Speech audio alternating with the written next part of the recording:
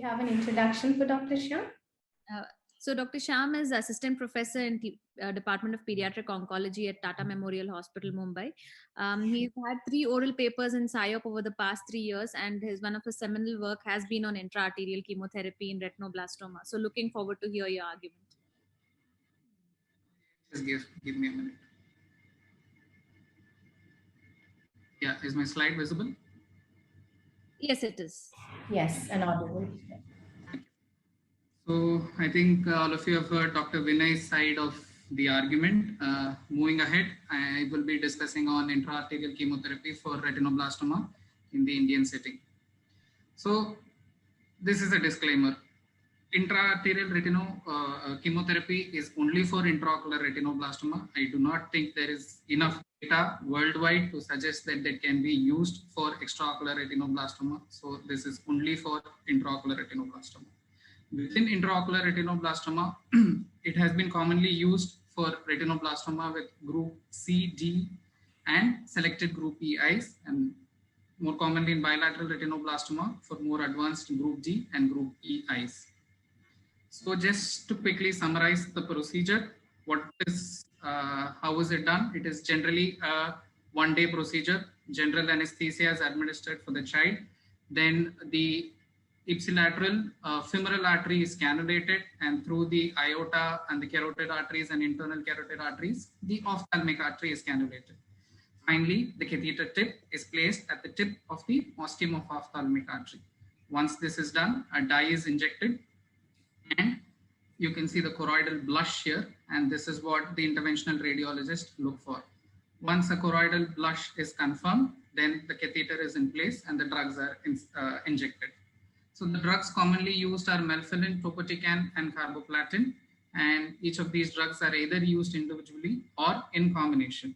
And the duration varies anywhere between 20 to 40 minutes. 20 minutes if it's only a single eye, or 40 minutes if we end up doing a tandem IAC. So by evening, the patient is usually in our institute. By evening, they are shifted to ward, and by next day morning, they are sent home. So the question arises, is IAC an alternative to enucleation? So this was one of the earlier paper published by the MSKCC team, which included only 9 patients, but these were the initial days when, and all of them had advanced retinoblastoma. A single drug melphalan was administered.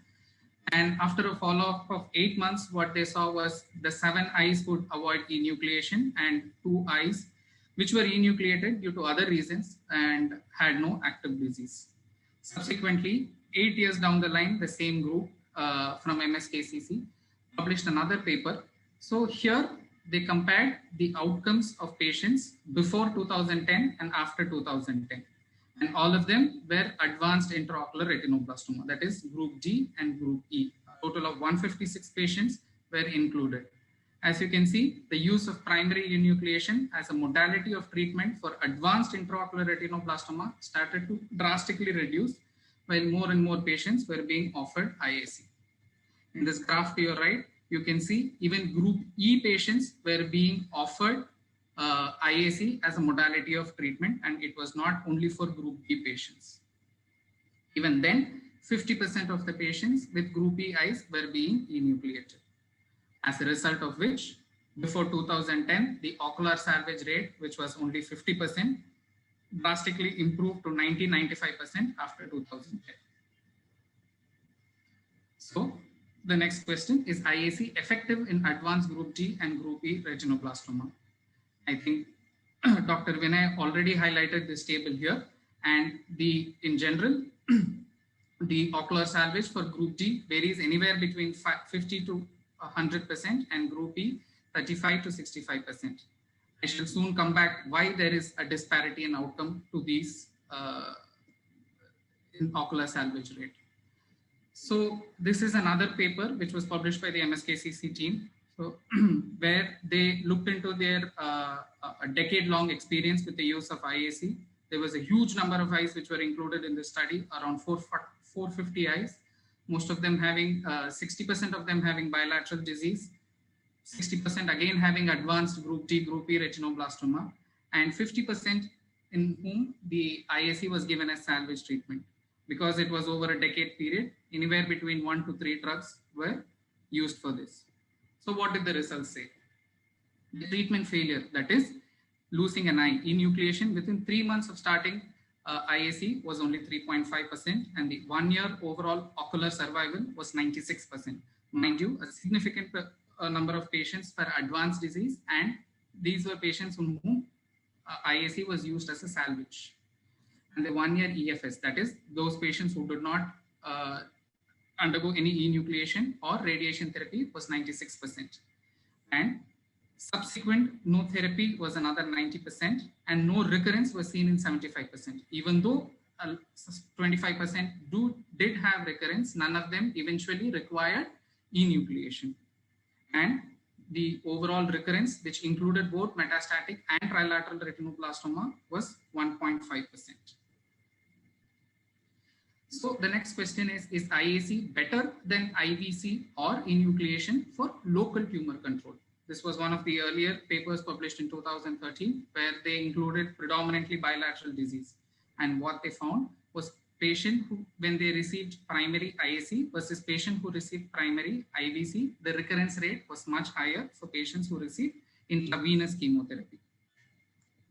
Subsequently, a Japanese study published in 2015 compared the recurrence rate amongst eyes which were enucleated versus eyes which received primary IAC as a modality of treatment. Once again, the incidence of recurrence was much higher in the enucleation group. At this point, one would probably argue that eyes which underwent enucleation had more advanced disease than eyes which underwent IAC, and that it would not be wise to compare the recurrence rate. While that may be true, we are never going to get an answer in this scenario when the world has already moved away from enucleation in this subset of patients. And the purpose of this slide per se was to just to highlight a lower local recurrence even in advanced intraocular retinoblastoma in the IAC arm rather than in the enucleation arm. So Dr. Vinay already highlighted that there is more systemic relapse with IAC. This is probably theoretically because IAC, as I already told you, involves selectively cannulating the ophthalmic artery, which means there is less of systemic exposure to the chemotherapeutic agents and thus a higher systemic relapse. But is this true? So here I've highlighted 5 studies, each of these studies over varied periods, including a large number of patients. The first 3 studies, if you can see, the treatment given were predominantly IAC, and the last 2 studies were predominantly enucleated. If you can see, most of them involved advanced group retinoblastomas. If you can just look into the last column, the metastatic relapse rate for those who underwent IAC versus those who underwent primary enucleation, it was not much different. Still, there are reports saying that a higher systemic relapse occur amongst patients who received IAC. Most of these studies are only done on a much smaller population, unlike what I have quoted here, and probably the patients were not carefully selected or followed up for disease. The most important thing is the visual prognosis after IAC. Once you have salvaged the globe, what you want to do is to salvage the vision. One of the earliest papers in 2011 showed an excellent visual outcome, about 50% of them having a visual acuity close to 6/12 and about 1/3 of them having near normal vision. Munir and his group in 2017 compared the visual outcome amongst patients who received intra-arterial versus intravenous chemotherapy. What you can see, and they were all group D eyes. A median of 6 lines were lost, that is lines on the Snellen chart. So a median of 6 lines were lost in the IAC group, whereas 14 lines on the Snellen chart were lost in the IVC group. Finally, this is the Indian study, which included advanced group D and group E retinoblastomas, and about 50% of them have a decent visual outcome. So all the data which I have shown to you till now is from the Western world. So what do we know about the use of IAC in the Indian data? These are 2 papers which have been published recently in 2019 and 2020. Kalki et al. From Hyderabad, where they included 72 advanced bilateral retinoblastomas, 60% of them having group D disease and 40% having group E. Most of these patients received 2 to 3 cycles of intra-arterial chemotherapy along with systemic chemotherapy as well. And the overall globe salvage was 60%, and the globe salvage in the group D was 80+%, which was phenomenal. And for group E, it was 40%. A subsequent study published in 2020 from Shankara Nethralaya, which included probably a lesser number of patients, which was 15, but most of them were advanced disease. Once again, all these patients received intra-arterial chemotherapy, and a small subset also received intravenous chemotherapy. The 1-year ocular salvage in these patients were 94%. This is the data from TMH Mumbai, and we have been practicing IAC since late 2011, and this cohort which I have quoted here is between 2011 to 2019. We have had a total of 70 patients, 83 eyes, that is most of them were unilateral, and most of them received IAC as a secondary modality, that is as a salvage. And the globe salvage rate for the group B, group C was 85%, and group G and group D was 65%. Also, since 2011, we have seen a gradual decline in the abandonment rate amongst patients with retinoblastoma. We believe that after the introduction of IAC and also simultaneous drop in the enucleation rate has partly contributed to this.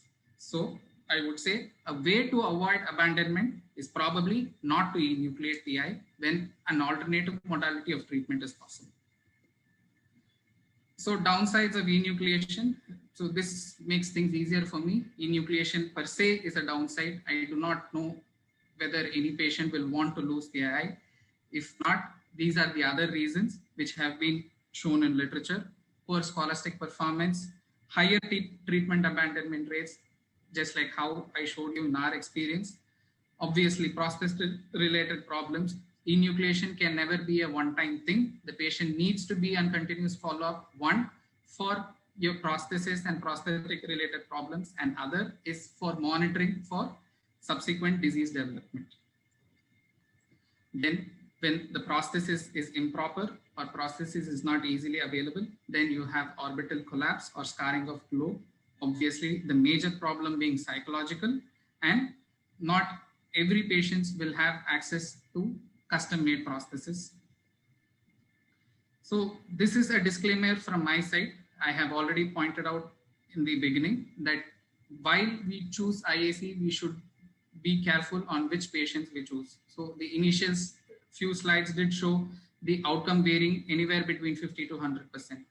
I think it is important, even in intraocular retinoblastoma, especially group E, that we avoid IAC in physical eye where there is no vision to be salvaged, when the media is not clear. So because administering IAC requires aggressive monitoring for disease. So when there is a vitreous hemorrhage or neovascular glaucoma, this may not be possible.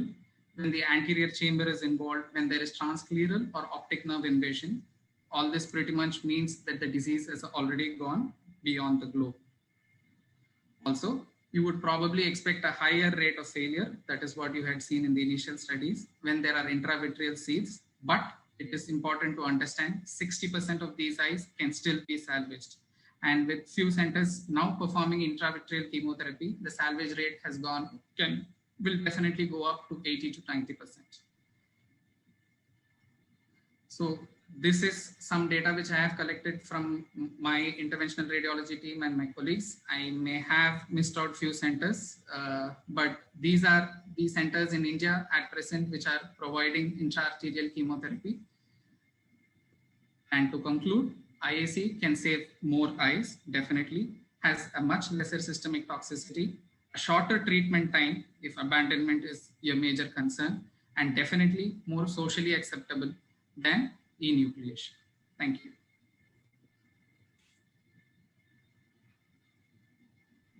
Excellent, Dr. Shyam. Dr. Vasudha, do you have to say something before we take off the discussion? No, nothing from me, Dr. Feiruz. If you want to summarize and add on something.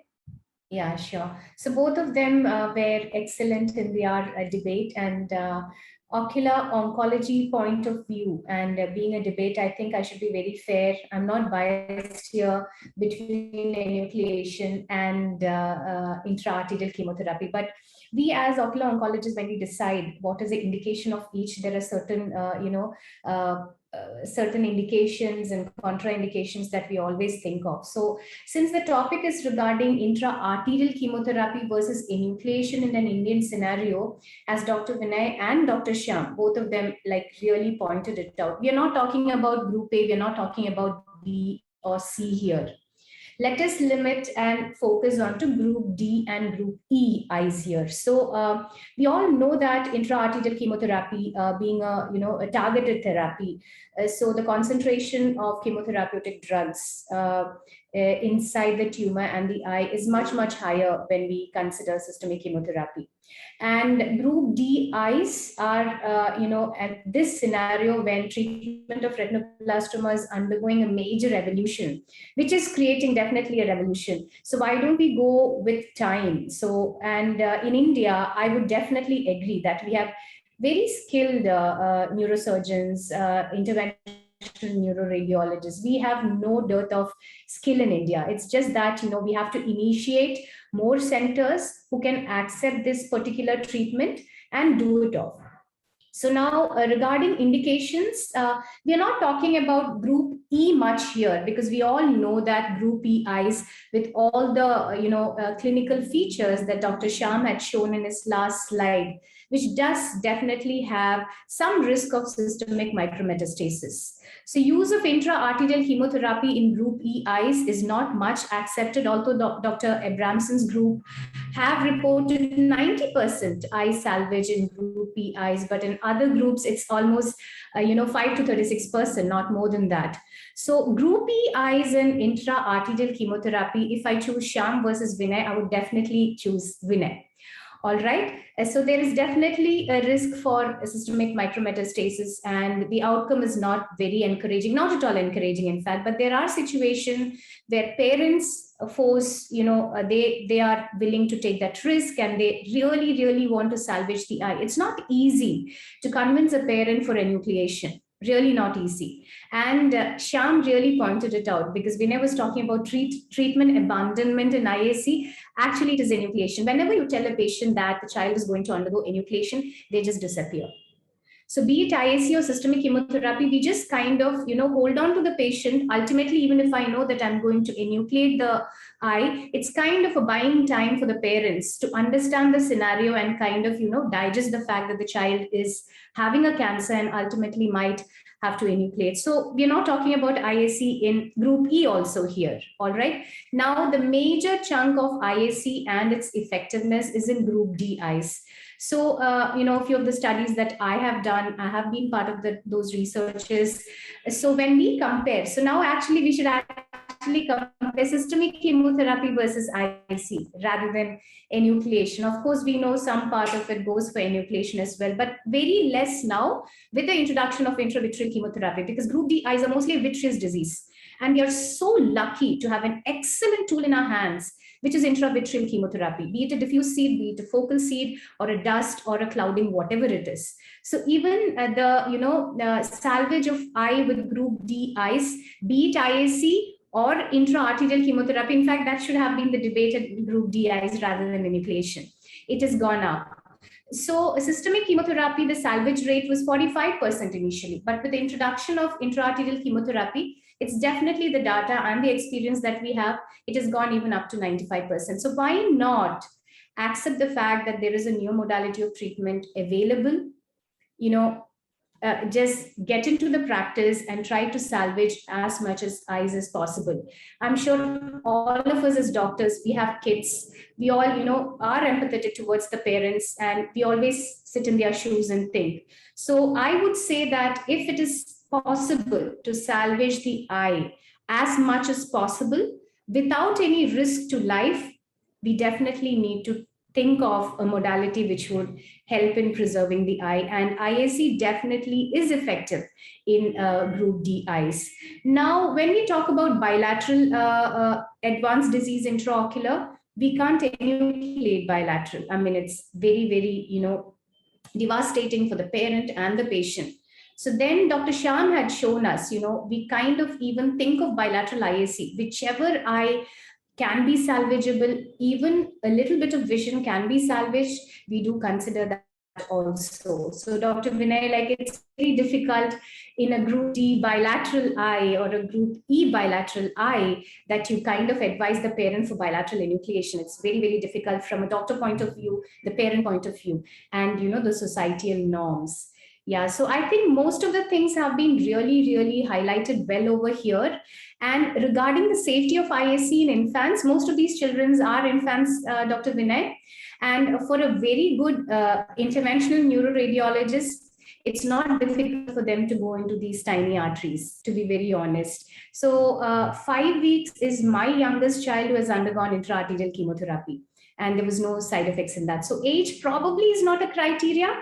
I would say the grouping and the clinical details is the where you decide which one is indicated for each. And finances, the financial constraints in Indian scenario is a major factor. And I have to be very, very honest here.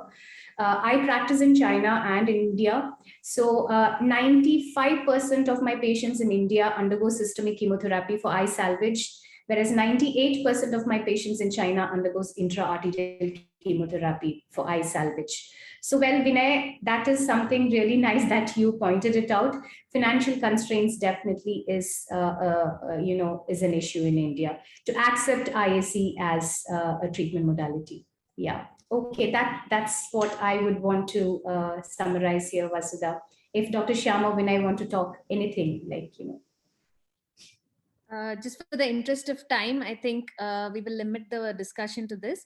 There are a few questions in the chat. If either you or Dr. Shyam or Dr. Vinay could kindly answer that, I would be really grateful.